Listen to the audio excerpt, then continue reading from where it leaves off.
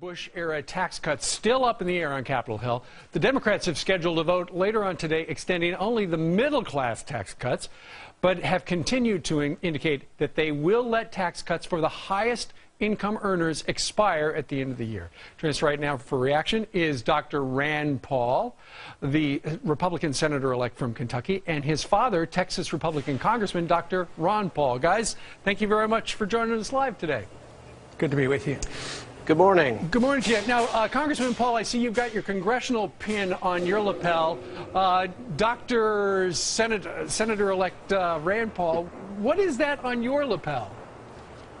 Well, that's not 1 red cent more. The Louisville Tea Party came up with that, and we say they've taken all our money and we don't have 1 red cent more to send them in Washington. Okay, well, that's clever.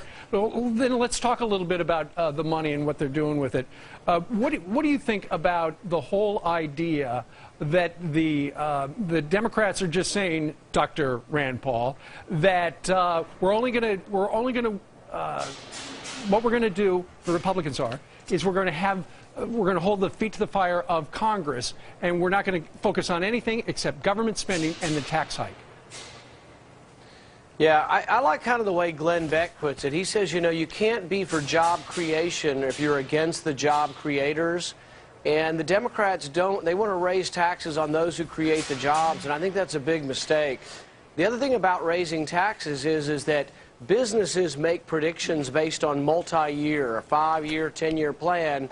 They've based those tax cuts that are already in existence on their plan. And I think if you change that in midstream, it's really a recipe for disaster and a weak economy to raise taxes. All right. Congressman Paul?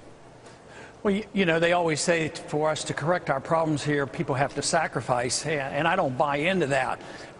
If you get your taxes raised, somebody is sacrificing. They're taking your income. Right. Economically speaking, and by the rules of sacrifice, we shouldn't have to sacrifice. I want to do away with the income tax. Can you imagine how many people in this country, if this income tax had been suspended 2 or 3 years ago or gotten rid of, would they have felt like this was a sacrifice? Sure. The real sacrifice comes when we bail out all the people who made all the money in the boom years. So the people who lose out when government quits spending, I don't call that sacrifice. I call that fairness. I mean, they get off the dole, and the people who work should get the rewards. Congressman Paul, you know, now President Obama is proposing a federal pay freeze for 2 years.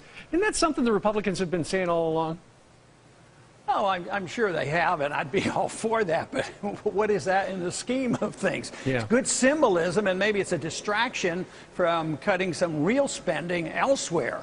So I don't want people to dwell too much on that. I don't even think a freeze is all that beneficial.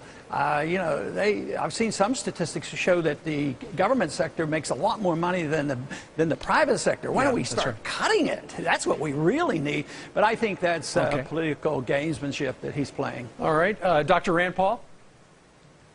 Well, you know, if you look at the statistics recently and you look at total compensation of federal employees, they're making almost twice what the private employees are making. It's $120,000 average total compensation for federal employees.